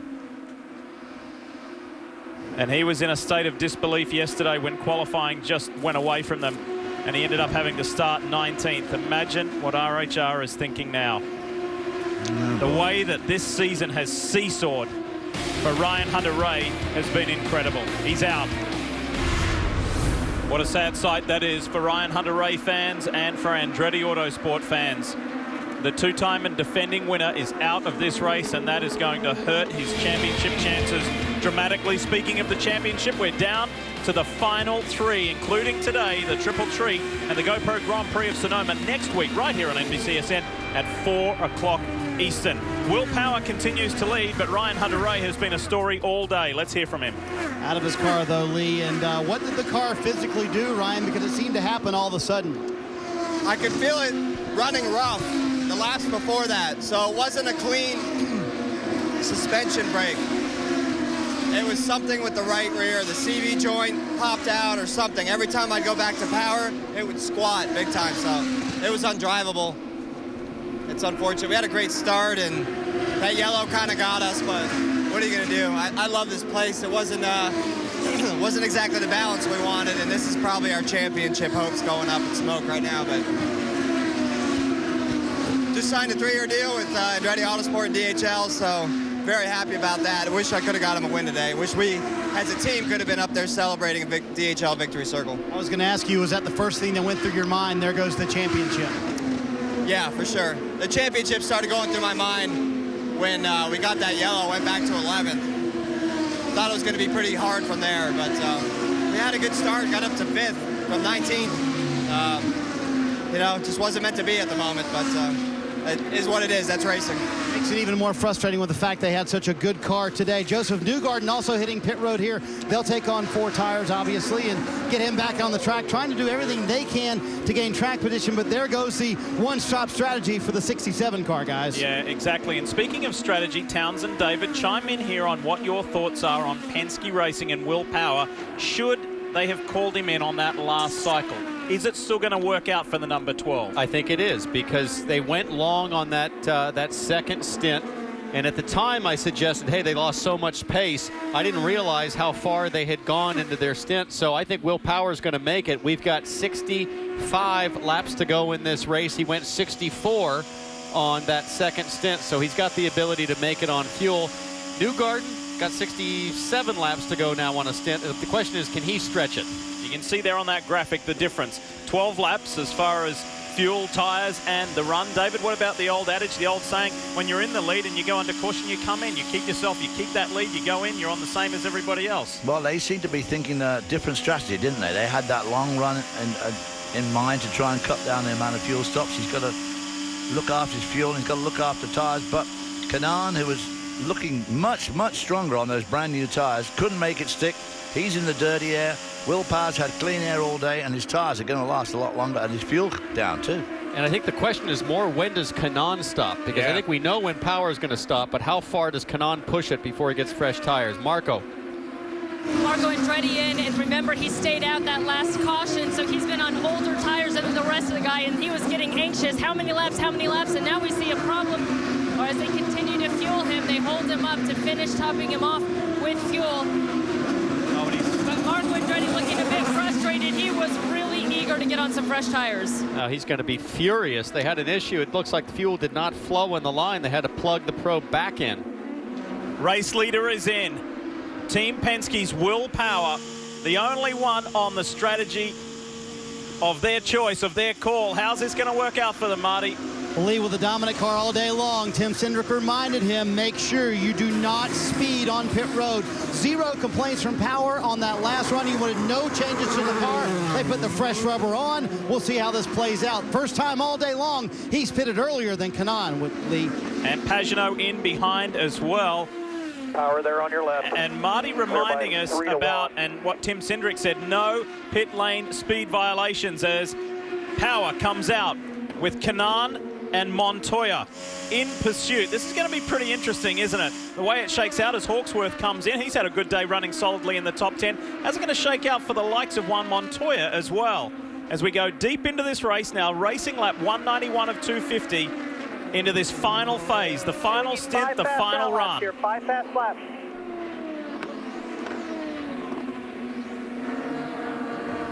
Here's Castroneves running in the 5th position, making his final stop of the day. The car has not been great, but it's not been bad. Roger Penske has been very positive. He continues to say, great job, keep working, keep working. Castroneves out, here comes Kanaan, Marty. Oh, you see all the traffic on pit road. Tony Kanaan coming to his stall. Very happy with the car. A little bit of push on that last run. They're going to put on the fresh rubber for TK. They are not going to do any wing adjustments here. There, they make a very slight wing adjustment. The car too tight for him. Big wing adjustment, actually, as he comes out. There goes Will Power around him. TK will come out with a fair bit behind the 12 car. Kevin? Juan Pablo Montoya was trying to save a little bit of fuel in this stint in hopes that it would be a shorter final pit stop. Let's watch and see if he can get out a little bit quicker. Montoya fast in this last stint. Nice, excellent stop. Briscoe in the background, his final stop in the NTT data entry. And Montoya and Kanaan are likely to have a battle on the back straight. Kanaan at full song. Montoya coming out of the pit lane.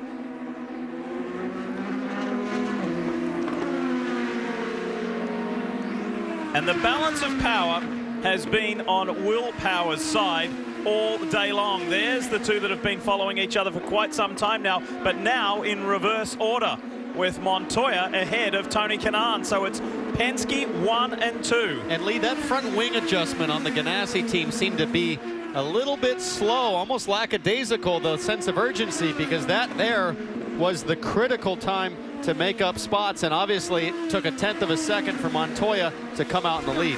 What's the gap between Will Power, Joseph Newgarden, who takes over second spot? Remember when he pitted a little earlier? It's 3.5 seconds. It's 4.2 seconds back to Juan Pablo Montoya as we edge closer to the last 50 laps, the last 50 miles here at the ABC Supply Wisconsin 250. Can Power hang on? Will the Penske call and decision, strategy-wise, reign supreme? Here's that front wing adjustment on TK. The Verizon IndyCar Series continues here on NBCSN, and the race leader is in traffic, and he is being chased down by his Team Penske teammate. There's Power in the middle of the pack in the red, black, and white car. Look for the blue, black, and white car, the PPG entry of Juan Pablo Montoya. IndyCar racer, Formula One racer, NASCAR racer, and he returns to IndyCars, and he has returned with a storm. Yeah, the beginning of the year was a little bit slow, but then he found his feet again, and here he comes racing for the lead of this motor race here in Milwaukee. He's chasing Power down. And Montoya gets around Newgarden, and Lee, both of us have spent some time around Power and Montoya recently. I do not get the sense that Montoya thinks his job is to help Power win a championship. Not at all, and there is some friendly jibes that go back and forth, but perhaps with an underside of meaning. I don't even call them friendly. They seem pretty mischievous and targeted for sure. But Kevin, you can add on Montoya. Well, he said he started the year maybe a little bit overcautious. By mid-season, he said, I started getting cocky with the race car once again, pushing, attacking. He's definitely attacking here today. Juan Pablo Montoya is going to have a great opportunity to fight with his teammate at the end, Marty. Well, and Kevin, of course, Will Power would love to fight his teammate for the lead, but keep this in mind. Will Power has a bigger picture here, and that's the championship. He must leave here as the championship leader and take advantage of that. How hard, Townsend, do you push it if you're the guy in the championship to hold on to that lead when you can still finish second and gain a lot of points? Well, I think we've seen the answer all weekend, Marty. The big lap in qualifying for pole position, the bold moves with Kanaan earlier in this race. I get no sense that Will Power is about to lay down in favor of a championship mentality. He just wants to win as we see him charge past Marco Andretti into turn one. And there's one thing that's been in the forefront of the minds of two of the three Penske drivers, meaning Will Power and Helio Castro Neves, David. They know just how strong Juan Pablo Montoya is here at Sonoma and in Fontana. It's been very impressive to watch him come up through the field this year, hasn't it? Started off feeling his feet a bit, and then every race he's got better and better and better. Had some fantastic races just recently, and he's won here before. It's 14 years ago he won. It's hard to believe, but still in all, he's going to be aggressive. He's going to be tough. And 14 years ago, he was battling Marco Andretti's father, Michael Andretti, in the IndyCar Series. And if you recall, I think it was Motegi, if I'm not mistaken. Those two guys came together. It led to Chip Ganassi ripping Carl Haas's cigar out of his mouth, and I wonder if any of that plays into Marco Andretti trying to hold off Montoya here to stay on the lead lap. Well, that traffic has cost Montoya a lot of time. Remember, his win this year at Pocono, the Pocono 500, guess who he was battling? His Team Penske teammate Will Power, and you remember this, piece of Montoya's car went flying from the front wing. Montoya wasn't impressed. I don't think the team was impressed, and Will was playing tough, and I asked him about it, and he said, that's just the way I race. It's hard, aggressive racing. That's how I've grown up. And that says it all, doesn't it? That was a tough day for him. It was a great day for Juan Pablo Montoya with 42 to go here in Milwaukee. How will this play out? If you look at the big scope, the big picture of the race, Power leading 187 laps, 188 now make it. It should go his way. Now, was that a call from Tim Cindric saying, just be mindful of fuel here? It was, and by the tone of Cindric's voice, I don't sense tremendous anxiety, but he's reminding them, hey, be smart here. We've got to make mileage, and at this point, he's got a nice gap by virtue of Montoya being held up by Marco. And guys, what Will Power wanted to know is, how is my gap to the two car now? And Tim said, in essence, don't worry about it. You just worry about your fuel number. That's all you need to worry about right now. Will Power, clearly the dominant car today. His teammate charging. Can Will Power hold on? 40 laps to go here in Milwaukee. Will Power, our championship leader, out front. The complexion of this championship. And will this be our 2014 Verizon IndyCar Series champ? 3 times a runner-up. 3 times he's had it in his hands and seen it slip away. Will Power has led 197 laps here today with just 32 to go. Montoya, his teammate, is only 1.8 seconds back. And then we pick up Joseph Newgarden running in the third spot. And today, he's the focal point of our Mazda driver profile. And this young guy who saw things slip away from him at Mid-Ohio 2 weeks ago with a pit lane violation, running over equipment. It was such a savage blow to see it go away with him like that. He has got to make a long distance here on fuel considering when he stopped, but a podium result here would go a long way in ending this year on a high note, Marty. Lee, that long distance would be 68 laps if he can make it. I just talked to Sarah Fisher moments ago, and she just shook her head. They're going to need caution, most likely. They're praying they can make it to the end, but it's going to be so tight for Joseph Newgarden. But remember the last short oval we went to, Iowa. He finished second there. Today, third for Joseph Newgarden. Very impressive at these short ovals today. The worst he's run all day long is 6, Lee. Well, wouldn't that be cool, Marty, if a yellow did come out and Joseph would then take the opportunity probably to pit, put tires on, and then we'd get to see what he could do on new rubber charging through the field. But this is a much different track than Iowa. You don't have nearly the real estate side to side with work to work with, especially with the marbles building. In this triple treat to the end of the championship here, Sonoma, Auto Club Speedway, Fontana, of course, we're talking championship. That's what it's all about. And for this man, who finished third in the championship last year, Simon Pagenaud now slides into third place again, and he is the biggest mover in this field, making up 9 positions from his starting spot to be running in 7th, and it's all about points, and he would be just 92 points back from Will Power if he can stay here for these final laps home. Well, with double points at Fontana and all of the history of DNF's last year at Fontana, boy, that's going to be a race nobody's going to want to miss, because it could all come down to durability and unpredictability at the 500-miler. David, you're a championship-winning driver. Did you enjoy being out front and just racing to that championship, or did you prefer to be behind and kind of be that chaser? What's the better position? To be out front. Undoubtedly, to be out front. Let them do the chasing. You just don't worry about it. Let them worry about it, not you. So Will Power at the moment is right on top of this whole race. Looked good all weekend.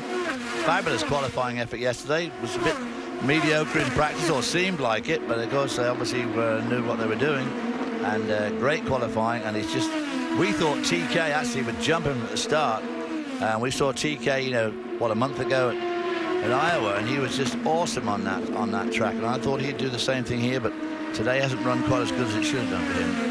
Newgarden, of course, is holding him up at the moment slightly, which could be particularly ironic for Kanaan, because I just can't see how Newgarden's going to make this without another stop. And with that, with sitting in behind Joseph Newgarden, Kanaan is drifting further and further behind. He's now 7.5 seconds adrift of Will Power, the race leader. And Power, in turn, is getting away from Juan Pablo Montoya, now 3.3 seconds out in front of his Penske teammate. And this is what that margin looks like. Down the back straight into 3 and 4 at the Milwaukee Mile. This has been Will Power's day. Will it end that way? The closing run here at the Milwaukee Mile, the ABC Supply Wisconsin 250. Lee Diffie, David Hobbs, Townsend Bell, Robin Miller, Kelly Stavis, Marty Snyder and Kevin Lee. It's been great to have you today to watch what has been a phenomenal driving display from Will Power. With 17 laps to go now, he has a 2.4 second lead over Juan Pablo Montoya, his Penske teammate, who got caught up in traffic. It took quite a bit of time for Montoya to get around the lap car of Sebastian Bourdais. Now, can Montoya run him down, or will Power, who keeps asking for a gap back to Montoya, to monitor that mentally, to handle that? We'll see what happens. Coming up to lap, his teammate Helio Castro-Neves as well. Currently lying second in the championship. Castro-Neves not having a good day. Everybody that's around him in the championships in front of him now. And Castro-Neves goes a lap down. Who would have saw that coming? Castro-Neves struggling on balance compared to his 2 Penske teammates. And he is really fallen back, guys. The pace is well down in the 140 range, 144 miles an hour that last lap. How easy will this passage be through on Helio Castro Neves for Montoya? Easy. Really easy on exit of turn 2. And Montoya has reduced that gap dramatically. It's almost to the tune of a full second over Will Power on Will Power, from 2.5 seconds down to 1.5 seconds. And now Will Power is going to be pleading over the radio, please help me with lap traffic. Get Hawksworth out of the way. Hawksworth not making it easy on Power. The blue flag was displayed that last time by. Will he make it easy? It doesn't look like it going into 3. Newgarden has to come in, Marty. What a shame. And guys, it does not come under caution for Joseph Newgarden, but you see on the left-hand side, they could not make the fuel work. He'll be here with 13 to go. Going to be interesting, though. How much can these tires help him out? But he will go a lap down making this stop. And 0.2 of a second shaved off. And now Montoya is even closer again. Make it more than that. It's down to half a second between these guys. He's got to try and get by Hawksworth very effectively, very quickly. It bounces back out to 1.2 seconds now. 1.5. So this traffic is not helping JPM. Not one bit. This is the second roadblock he's coming to, and he needs to get around Hawksworth as quick as possible. Hawksworth doing a great job. Speaking of roadblocks, look up the road. Look at what is ahead for Will Power. There is a line of cars ahead. So if Montoya can effectively clear Hawksworth, this may be his chance to try and get up there and challenge Power. And lead that line of cars is Dixon, Briscoe, Pagenaud, Aloshin. Imagine if Power can put all of those guys a lap down. That would leave only 3 cars on the lead lap. Montoya is not getting this done, and the laps are running out. Hawksworth is holding him off. And Power was able to very effectively clear Ed Carpenter in the fuzzy Chevrolet. Blue flag for Jack Hawksworth. So that is the request from race control, race officials. Please move over. A faster car is behind. Now, if Hawksworth ignores that request for multiple laps, they will issue a drive-through penalty.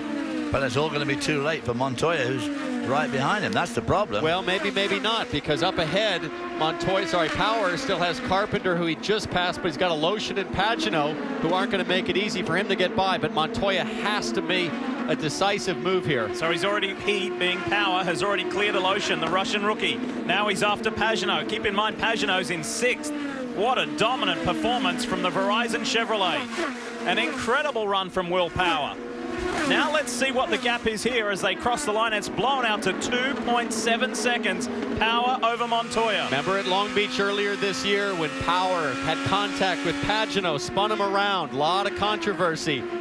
Karma works in mysterious ways, guys, in IndyCar, and now Power finds himself desperately trying to get by Pagenaud to keep that gap from Montoya. Will Pagenaud give him any favors? I highly doubt it. They have been buddies for a long time. That relationship Go to slot 2 and go by him. Broke down substantially because of that. You hear the voice of Tim Cindric giving Power some advice. And Tim Cindric saying go to slot 2, meaning a higher power setting, therefore burning more fuel but producing more power to get by Pagenaud. I don't think it's as easy, guys, as going to map 2 and just passing Pagenaud. And guys, Will Power came on the radio, said, what is Pagenaud doing? And that's when Tim Cindric gave him the permission. Go to slot 2, see if you can get around it, but that's easier said than done, as you mentioned, Townsend. And it hasn't been easy for one Pablo Montoya either, Marty, trying to clear that traffic further back in the pack. He remains 2.3 seconds behind. Here, well, look at this. He hasn't even cleared Hawksworth yet. No, I think his tyres are shot, and he can't get past Hawksworth, and of course, the more he stays behind him, the worse it gets. 5 laps to go of the famed Milwaukee Mile. It always gives us a story. Oh, and Aloshin there making life hard for Joseph Newgarden. Trying to get up to that 7th spot. Remember, fresh tyres, that late stop. Joseph is charging hard at the end. Maybe a top 5 could be possible. Well, he's got all the power in the world. He can use all the power he can get with that fuel in the car, so he can crank her up to some high power. And, of course, he's got the brand new tyres.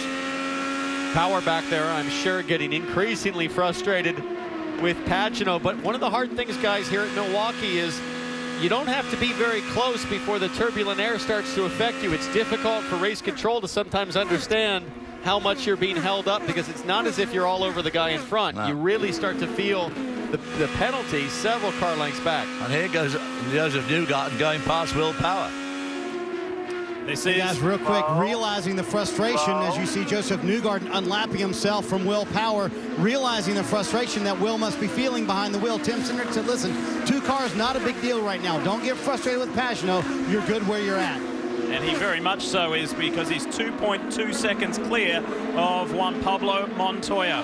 Wins at St. Petersburg and in Detroit are the high points in the season for Will Power. However, more importantly, there has been a substantial point swing in his favor. He came into this weekend with a 4-point advantage over teammate Helio Castro-Neves. That went out to 5 yesterday as we see the white flag, 1 mile to go.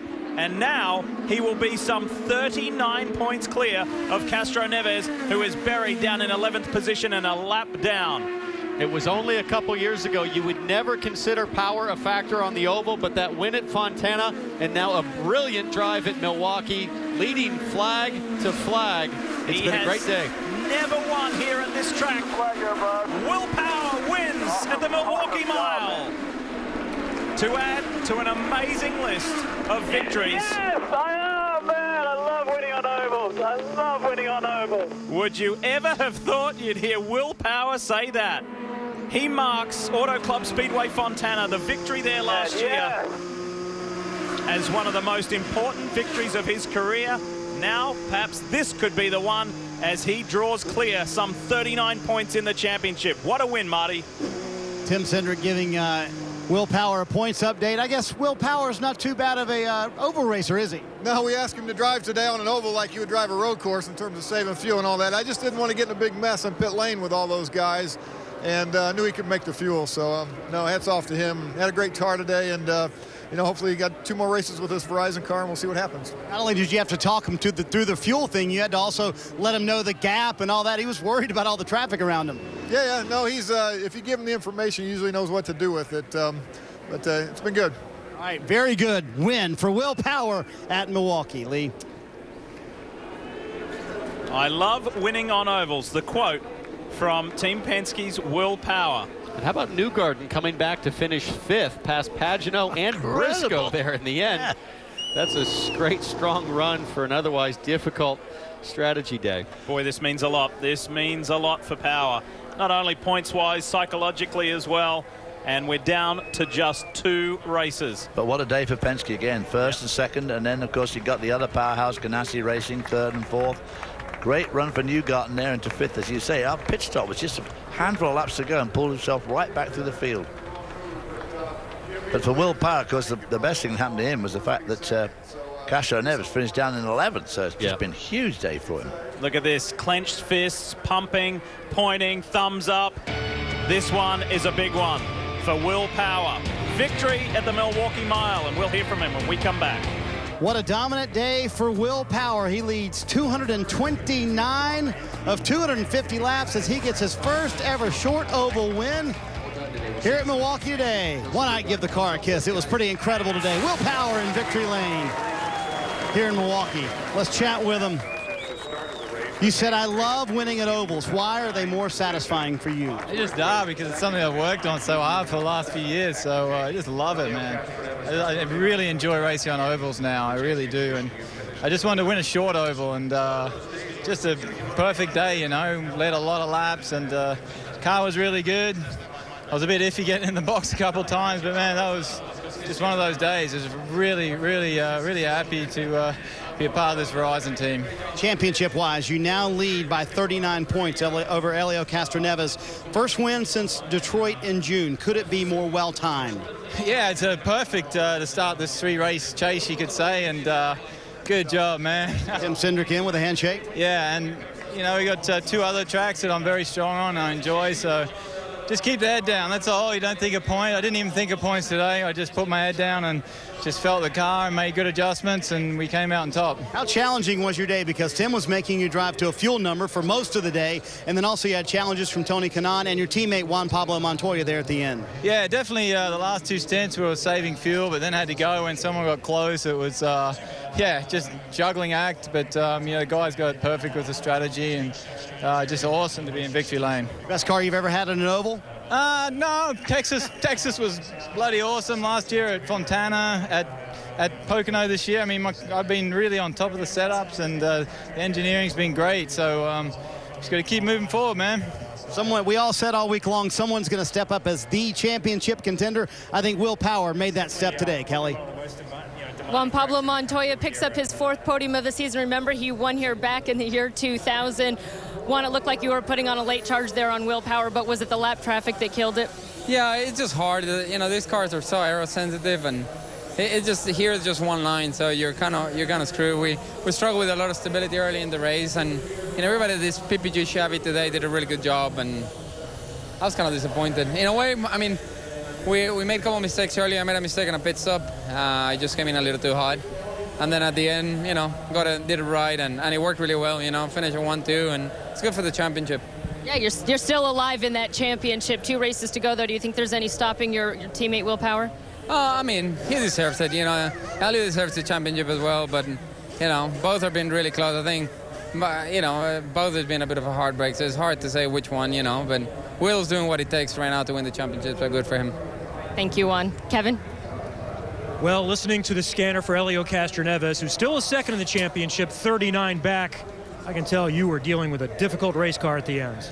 I tell you what, Hitachi's car was consistent. Unfortunately, turn 3 and 4 was where I'm having most of the problems. And if I finish without crash today, that means a good day. I was having a hard, you can see every time the car pushed and I couldn't turn, and I'm like, whoa, hold on, boy. Yeah, that was a good one. And I thought that's it, that was over. But very difficult turn 3 and 4 for me. The 1 and 2 actually wasn't bad, but unfortunately, you have two more corners. But good job, the Verizon car from Will Power and Juan Pablo. Well, there's still 2 more races to go. A lot of points in the game. We've got to keep pushing. And it's 2 places you've been pretty good at. You've won at Sonoma. You still got a chance, right? Oh, yeah, no, absolutely. I mean, remember, it's 100 points. We're 39 behind. Still a lot of race to go. Yes, it hurts a little bit, but we can go back. I think the word for the day for Helio is he survived, coming home 11th. And most importantly, he is still very much in the running. However, when we came into this 16th round with 13 drivers still mathematically possible to win the championship, that has been cut more than half. Only down to Dixon now are in with a chance of winning this championship. So we will see how it works out from 5 points to 39. Pagenaud leapfrogs Ryan Hunter-Reay to 3rd. Montoya maintains his position in 5th, and Dixon 6th, but they are a greater distance behind in points. We're far from being done here in Milwaukee. More after this. Growing up in Queensland, Australia, race winner Will Power watched IndyCar legends like Bobby Rahal race on the streets of Surfers Paradise. Well, guess what? Today, Power, with his 24th career win, ties Bobby Rahal for 16th on the all-time wins list. What a special day. Could it be the day that propels him to a championship? He put on a good race, and he put on a good fight with guys like Tony Kanaan, who's standing by with Marty. Yeah, and Lee, the teammates finished 3rd and 4th. TK finishes 3rd. Scott Dixon finishes 4th. We'll start with you. And I said it looked like for much of this race, you're the only guy who had a car who could keep up with Will Power. And you said, I don't think I ever was able to keep up with Will Power. I was able to keep up in the beginning, but then towards the end, when the track got better, he was really strong. So on that restart, when I passed Marco and Newgarden, I got behind him, and I couldn't pass him, and I had better tires than him, and I said, if nothing goes wrong with him today, I don't think we can win. And, I got to thank Target, Huggies, and Chevrolet for a good car, but today we didn't have it. It was some fun racing, though, with you and Will, wasn't it? It was. I mean, it's always fun to race up front and, get a podium, but, I would rather have the win. Yeah, look at that. There you go. That's tight. That's nice. We're giving each other room. We're not hitting each other. Wait, Dixon, you got a comment on that? Yeah, I thought you would have run him high there, man. I'm glad you didn't. But, hey, 4th podium in the last 5 races for TK. Very impressive. So, we're being strong. So, still, we got to finish ahead to try to win a race, and that's what we're doing. It's just a little frustrating we haven't won yet. All right, let's talk to your teammate, Scott Dixon. And you told me you only had 10 minutes of fun today. Why? Well, no, I mean, like, you know, in the middle part there, we actually split up one of the stints and went new tires when everybody was kind of on the ragged edge. And I think that's where we made probably 5 or 6 spots. You know, the car was super fast. It was just a track position race. You know, my fault and a little bit with the team with qualifying that we had too much understeer and had to start 11th because we had a fast car. I think if we, you know, started near the front, we would have been right up there. But definitely, you know, tough conditions today. It was very hard to run 2 different lines and pass slower cars, and that kind of backed you up into the spot you were. So, you know, hopefully we can improve on that for next year and have a good race here. But it's great to see so many people here at Milwaukee. You're still mathematically in the championship hunt at 2 racetracks where you're pretty good. Got a shot? Yeah, I might need a few media things coming out of nowhere to land on the 12 car, and maybe he'll get sick or something. He can't race the last 3 races, but we'll do our best and hopefully do the best we can for Team Target and get some victories here, more victories before the end of the season. 3rd and 4th for the Ganassi boys today. Kelly? Marty, it was a pretty dramatic finish for Joseph Newgarden. Running 3rd, he had to pit for that last splash of fuel. You came out 11th, Joseph, and now here you are coming away with a top 5 finish. What will you take away from this race? Well, I think I'll take away that top 5 is not too shabby. I'm actually happy that we still salvaged a 5th place. You know, a podium would have been great. It's not the win, but a podium I think would have been great for this weekend. We were strong all through practice. We worked really hard for this result. We had a good practice here a month ago. We came and tested, and just looking forward to having good results on the year end. You know, we wanted to be strong here. We want to be strong in Sonoma, and then we want to be strong in Fontana just to end 2014 well. And you know, it was a tough day. I mean, it was hard. It was so difficult, I think, for everyone to try and follow close, especially once the tires ran off. It was just difficult to get by anyone, really. So, you know, we took a gamble at it. Didn't work out, but at least we salvaged that 5th place. How much confidence are you gaining? We've seen you run up front before, but, you know, you're trailing guys like Juan Pablo Montoya and Will Power and holding off guys like Tony Kanaan and Scott Dixon. That's just got to kind of give you a boost every time it happens. Yeah, I mean, you know, I think it's been there all along. I've always believed in our speed in this team. It's tough. You can chase your tail pretty quickly on a one-car operation, and I don't think that's necessarily been the big hindrance, but it is tough. It's very difficult to try and keep moving forward, you know, each year, and I think we've done that this year. You know, looking at our 3rd year together, I think we've made big strides in what we're doing as a group. We all understand each other a lot better, so that continuity has built for us. And you know, for sure, I have confidence. Everywhere we go, I feel confident that we're going to be fast and that we're going to be able to contend. And, you know, for us right now, we just got to keep knocking on the door. We were knocking on the door here. We knocked on the door at Mid-Ohio. And, you know, we just hope to go to Sonoma and Fontana and keep knocking on it. All right, 5th top 10 for the young American. Yeah, and Kelly, it's consecutive top 5s on ovals. Iowa and here. Time for a selfie. JPM, TK, and Power. Where are we standing? I'm in the middle. I won this race. And he also got a congratulatory kiss from wife Liz. Great stuff. The list of IndyCar winners here at the Milwaukee Mile really is an honor roll of motorsport greats. And now Will Power adds his name to that list with his 3rd win of this season. Celebrating on the podium. So we know who are the top 3. And there they are with big smiles. But let's have a look at the results for you from the ABC Supply Wisconsin 250 and highlight a few others. We just heard from Joseph Newgarden. It was a very important result for 7th.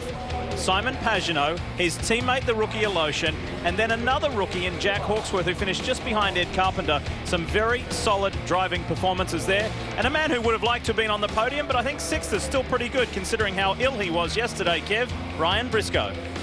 He had a good race car all day long, just misses getting in the top 5 with a 6th place position. What was your day like? Long day. You know, it was really fun out there for about 4 laps on new tires each stint, and then they just drop off big time, and the car would get really loose, especially in traffic, so it made passing really difficult. But we hung in there, you know, top 5 all day long. Just missed out on the last lap with Newgarden there, but great job by the whole team. Great job by Chevrolet locking out the podium, and yeah, just really happy to get a solid result. I'm dying for a win. Hopefully we can do it in the last 2 races. 5th top 10 in the last 7 for Ryan Briscoe, Marty. Kevin, Simon Pagenaud finishes 7th. You told me some days 7th is not a bad thing. Is this one of those days? Yeah, I think it was a good day for us. You know, we had an issue in qualifying, and 16th here at Milwaukee is it's tough to come. It's tough to make it happen. So, you know, there wasn't many yellows, so not many opportunities to pass on restart, but the car was really good, and we managed to climb our way forward. The guys did a fantastic job in the pits, which really helped me. But we had a really good car today, and we took a different direction with setup, and it worked out really well. 92 points back. Sonoma is one of his best racetracks, and they've worked hard on Fontana. Championship still within reach. Even though it wasn't a podium, Marty, I think sometimes these are the days that you look at it and you say, yeah, that was the one that really did it for me. Just to get that performance in the top 10 did very well. David Hobbs, sadly, this is your last Verizon IndyCar Series event with us this year. You're off to F1. We're off to F1 again next week for the Belgian Grand Prix. But what do you take away from today? And after today, what are your views on the remaining 2 races in the championship? Well, I think we saw yet another fantastic race from the Milwaukee Mile. Will Power was absolutely dominant all weekend. And, a good run from Montoya, but everybody had so much trouble with those tyres going off, and Will Power drove through it all absolutely impeccably. For the championship, well, he's looking very, very strong, isn't he? I mean, he likes Fontana and he likes Sonoma coming up. And, of course, there's those double points coming up for that last race. So it could be a run to the finish, but boy, oh boy, unless things go badly wrong for Power, hard to see how he's not going to win it. And Townsend, how about for you? Where does this sit in the scope of the championship, big picture-wise? Well, for me, it's the perfect day for Will Power. It's the kind of day that he likes, which is that he leads flag to flag. He makes aggressive but calculated moves, and I think it's a celebration of everything he's learned in IndyCar, the hardship the last couple of seasons. This could be his year. And like we said a little earlier with that radio transmission, I love winning on ovals. Did any of us ever think we would have the road race specialist, Will Power, say that? The Verizon IndyCar Series continues on NBCSN next Sunday, and we'd love you to be with us. It's 4 o'clock Eastern for the GoPro Grand Prix of Sonoma. There are only 2 races left in this championship, and it's still wide open with the final 6. The top 6 guys can still win it. Let's send you now to the Atlanta Athletic Club for the conclusion of the U.S. Amateur Championship.